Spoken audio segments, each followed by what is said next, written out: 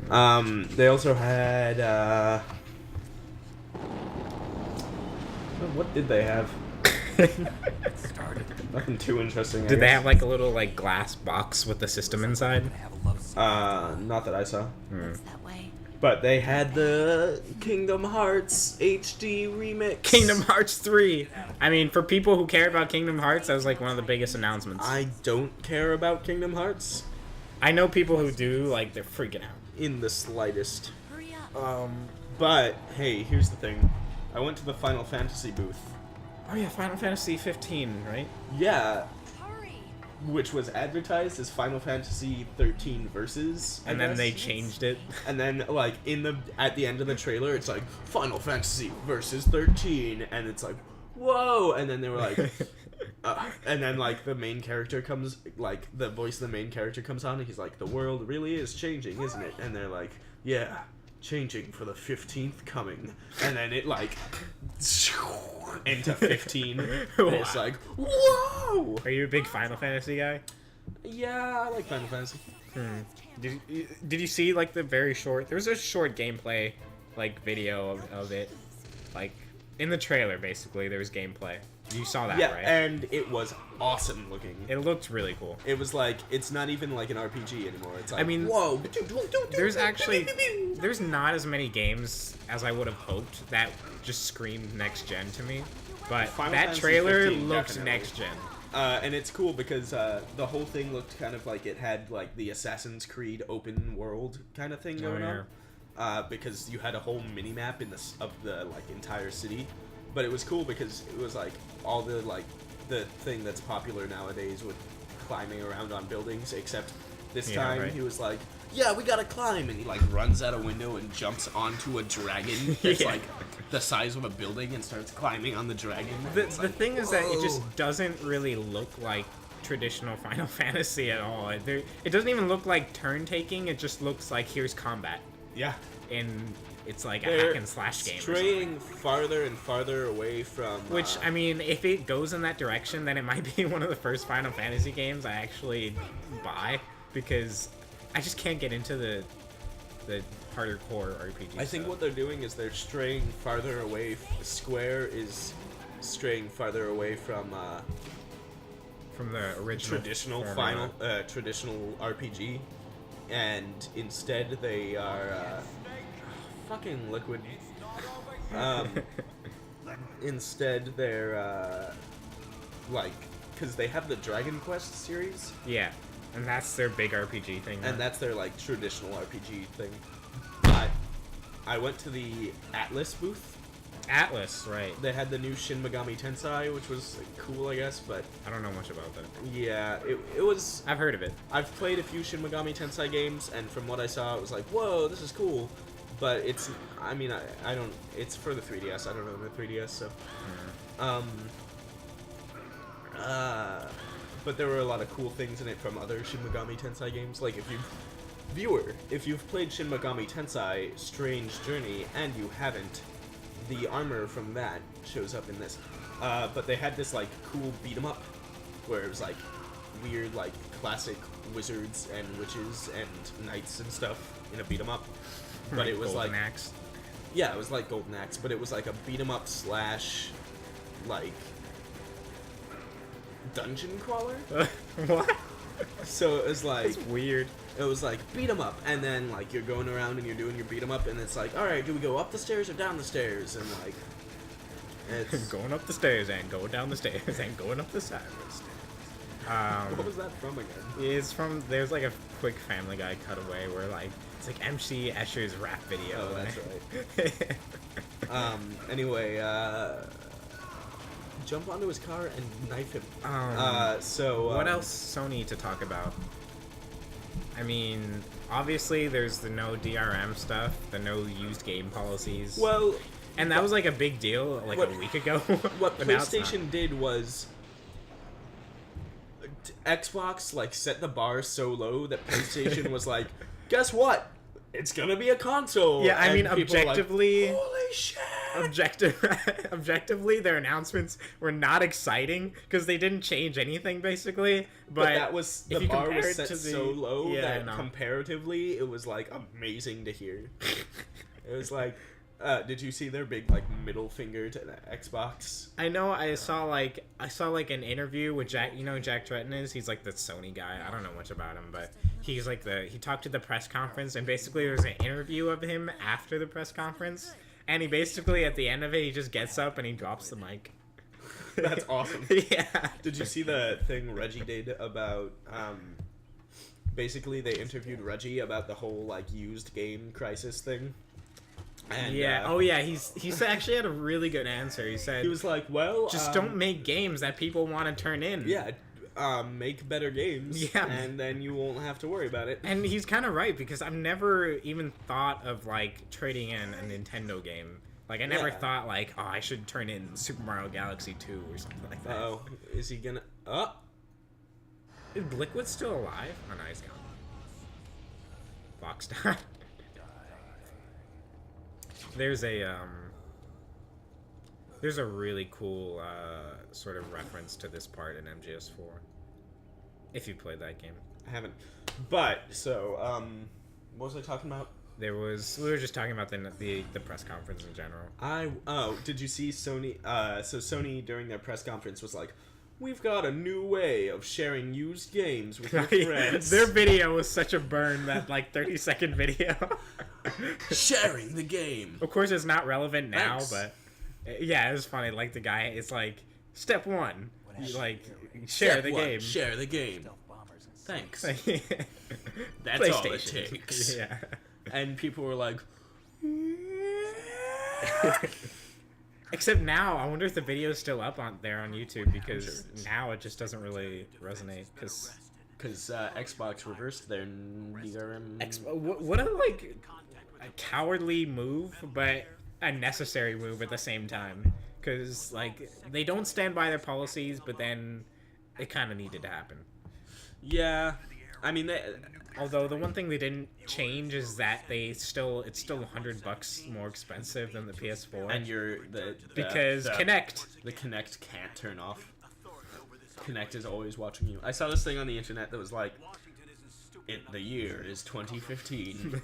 I'm sitting in my room playing Call of Duty Modern Warfare 14 on my Xbox One. No one dares to speak. Up in the corner, you see the large bold text, "We are always watching." My eye drifts to the Kinect. Its red light glowing menacingly. Oh god. Someone gets shot. I hear a scared 13-year-old come on over mic. What the fuck? You stupid hacker? Then all is silence. Which he becomes kicked from the game, and I know what has happened to him. I get up to go buy a bottle of Doritos.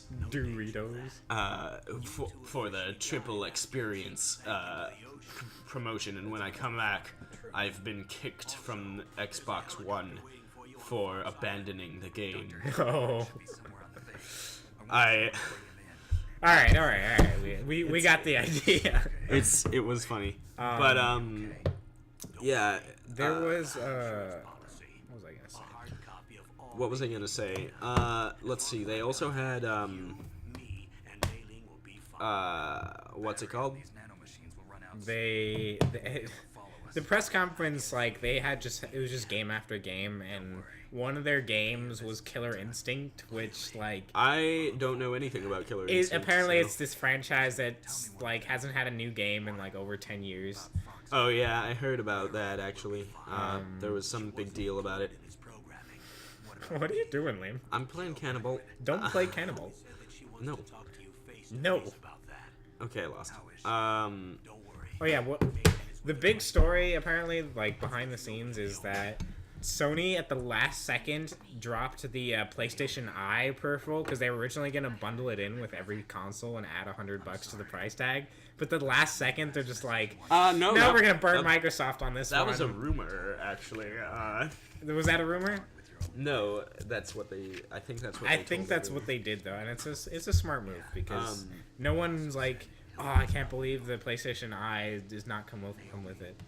So, the time has come to discuss the Xbox One booth. No, You can't even call these things booths. They're like giant rooms. I know the PlayStation, the Sony and the Xbox booth were right next to each other. Oh yeah. Which is nice. The Xbox booth was like a single file line. What? Yeah. What, there's only one game or something? No, there were two. They were advertising Halo 5 and Dead Rising 3. A line for Halo 5. They didn't even have gameplay. No, they didn't have a line. The booth was a single file line. Like you went through it in a single file line. So what was at the end of the line? The exit to the booth. I don't get it. Basically, like they didn't have walkways. Like it was just one big like thing through the booth. So did you actually make your way through that line? Yeah, I did make my way through So it. what was the pot of gold at the end? It was just to see everything in the booth and keep going. You could, I don't know if you could play. You couldn't play. I know you could. I know for a fact you could play Killer Instinct. Yeah, you could play some of the games, but you couldn't play Halo 5 or Dead Rising 3. They just had trailers for it. Halo 5 they barely announced, and Dead Rising 3 looked a little disappointing, honestly. Yeah, everyone was really miserable. Because at the Xbox that One. game, that's a great adjective, is miserable. It just looks miserable, and like they turned it in. They went from this fun, wacky, zombie game to this really dreary and just like depressing-looking zombie game. Yeah, but the trailer was cool, I guess. You mean the gameplay trailer? No, The trailer where it's like face up on this guy and he's got the like welding mask and he's like, shh. I never saw that one. And it it zooms out and he's like constructed the like apocalypse chainsaw. It's weird. Yeah, I don't know. Did we get the best ending? Yes, we did. There was two endings to this game because one ending is if you don't survive the torture, or you give in to the torture, and then Meryl dies. And I didn't. I somehow got through that. Good job. Oh yeah, one thing I wanted to say about Killer Instinct. This has to be the most like terrible thing I've ever heard, is that it's free to play, but once you download it, you only get to play as one character. All the other characters in the game you have to buy, which is such a strange marketing tool, or marketing... I don't even know what to call it. I can just see the steam coming out of Liam's ears. What? Oh, if I was gonna get that game... If you had any thought of getting it, it's just gone now. Out the window. That's miserable. But, Yeah. let's see. I went to the Konami booth. I know. The Konami You must have booth. been somewhere near Wolfenstein because you got that pin, right? Oh, the Bethesda booth was cool. You couldn't go in the Bethesda booth if you weren't, like, you couldn't go into it if you weren't, like, a Press guy. but you could go, like, out the area outside and watch the trailers and things. They were giving out these cool pins and shit, but they had, like, this big Wolfenstein, like, wolf robot outside that was, like, "Grr," and it was like, whoa, what a crazy... That's awesome. Yeah, it was, like, this big motherfucker wolf. Did you see any other, like, people you know from web videos and stuff, like Rocco? No, just Rocco. That's the... And he was an asshole to you, so what a terrible E3. But let's see. I did go. So at the Bethesda booth, they had trailers for Wolfenstein, Elder Scrolls Online, and The Fear Within. Was it The Fear Within? The Fear Within. They're The Evil Within. Yeah, The Evil, right. That game actually looked kind of cool. Well, it's this Japanese horror game that Bethesda are publishing in the US. Yeah, they're not. It's the Shinji Mikami, the Resident Evil guy. Resident Evil guy. He's made it, on yeah. that. But it looks. I mean, they didn't have any gameplay. Oh, you didn't see any gameplay? No, just a trailer, like, of like generic, really creepy Japanese things. Yeah. So it was like shot of like plier, screwdriver, like torture devices, Yeah. whatever. And then it was like, here's a man with a cage for a head. You open up the cage and a girl comes out. Sounds totally Japanese. Yeah, it was really strange. Have you seen since then? Have you seen gameplay of it at all? No. I think there's videos online, but I hope so. It looks pretty good actually. The graphics. We'll find it. The graphics could be a little better. I but know we'll find it. Check it out.